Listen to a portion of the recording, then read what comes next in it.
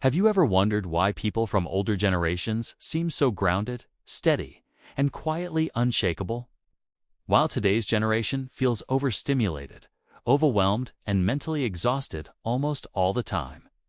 Why one group moves through life with this calm inner stability, and the other is constantly battling pressure, comparison, and noise they never asked for? This difference isn't about age. It isn't about back-in-my-day stories. It's something far deeper, a psychological gap created by two completely different worlds, two different types of childhoods, and two different kinds of battles that shape their minds in ways most people never notice. And here's the part nobody talks about. If you understand why this gap exists, you won't just understand them. You'll finally understand yourself, your reactions, your stress, your confidence, and the invisible patterns that have been shaping your life since childhood.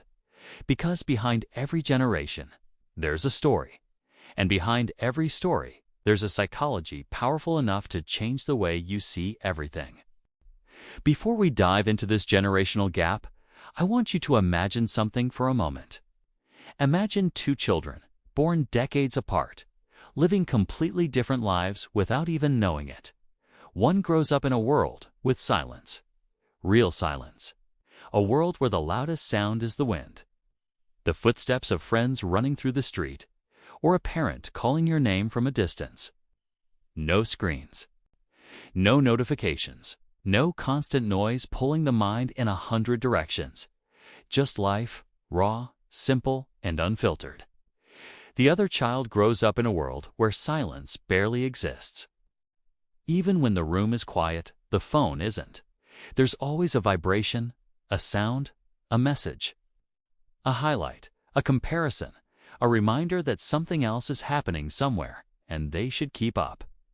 Their mind never gets a clean moment, because the world never stops touching it.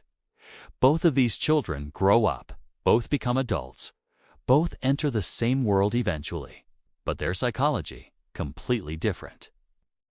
And that's where the real story begins. We often talk about old school mindset and new generation mindset as if they simply personality differences, but they not.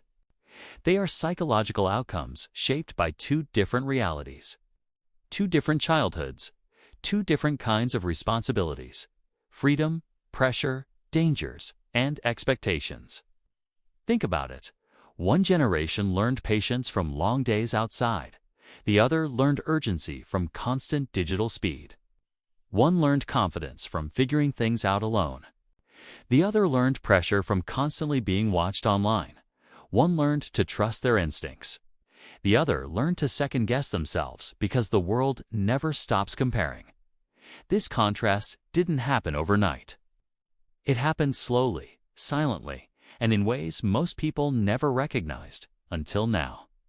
When both generations live side by side and feel like they come from different planets. But understanding this difference doesn't just help you understand them, it helps you understand you. Why you react the way you do. Why certain things stress you out. Why some people stay calm in storms while others panic in silence. Why one group seeks connection while the other seeks space. Because psychology isn't built in adulthood.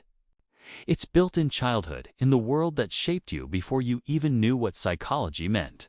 And today, we're going to break down that world, piece by piece, moment by moment, generation by generation. By the end of this video, you won't just look at older and younger generations differently. You'll see yourself differently, with more clarity, more compassion, and maybe for the first time, real understanding. Let's begin. When you look closely at the older generation, especially those who grew up in the 1970s, you notice something interesting. They didn't become strong because someone taught them how to be strong. They became strong because life didn't give them another choice. Their world had freedom, yes, but it also had danger. It had silence, but it also had responsibility. It had joy, but it also had real consequences. A child in the 70s could walk miles alone, explore abandoned places, fix their own broken toys, or solve their own problems without waiting for someone to step in. There was no instant help, no Google, no GPS, no online tutorials telling you what to do next. And because of that, they developed something rare today: self-reliance, the deep, quiet belief that I can handle whatever comes. But that mindset didn't start with them. It came from the people who raised them. Many of their parents were shaped by war, survival, scarcity, and sacrifice.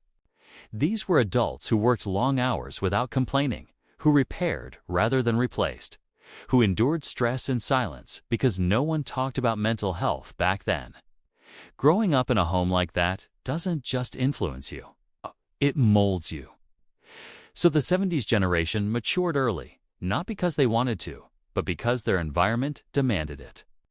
They learned the value of effort, the meaning of responsibility, and the importance of staying steady even when life gets messy. And today, that mindset is still visible in how they think, argue, trust, love, and survive. But the younger generation, their world is fast, almost too fast. Instead of silence, they grew up with constant digital noise. Instead of boredom, they grew up with endless content. Instead of instinct, they learned to rely on notifications, instructions, and algorithms. Their challenges are not physical like the past. They are psychological. They face pressure to stay relevant, to be perfect, to compare their lives to millions of strangers online. Their minds process more information in one day than previous generations saw in an entire week. Older generations fought real-world problems.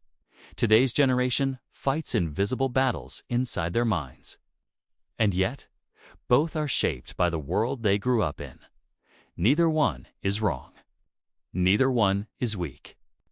They are simply different, shaped by different realities, different expectations, and different kinds of storms. And maybe the most powerful thing we often forget is this: every generation carries a story, and every story carries a wound. The 70s generation carries the weight of survival, responsibility, and silence. They grew up holding everything together, without showing weakness, without asking for help, without letting life break them, even when it easily could have. Their strength wasn't loud. It wasn't glamorous. It was quiet, steady, and built from the kind of challenges that today almost feel unimaginable. And the younger generation, they carry the weight of noise, comparison, overstimulation, and invisible pressure. They don't fight the world outside. They fight the world inside, a world that moves too fast, expects too much, and never lets their mind rest for long. Their struggle isn't physical, it's emotional. And that doesn't make it any less real. In the end, maybe it's not about who had it harder. Maybe it's about understanding how differently we all were shaped. How our childhoods programmed us long before we knew the word psychology. How the world we grew up in quietly wrote the rules for how we love, trust, react, and survive. So before you judge another generation, pause for a moment. You're looking at someone shaped by a completely different reality. Someone who carries battles you never faced and strengths you never had to build. And now I want to ask you something gently, honestly. Which world shaped you? The slow, grounded one, or the fast, overwhelming one? Tell me in the comments. Your story matters here. Your perspective matters here. Welcome to the Psychology Room, where we don't just talk, we understand.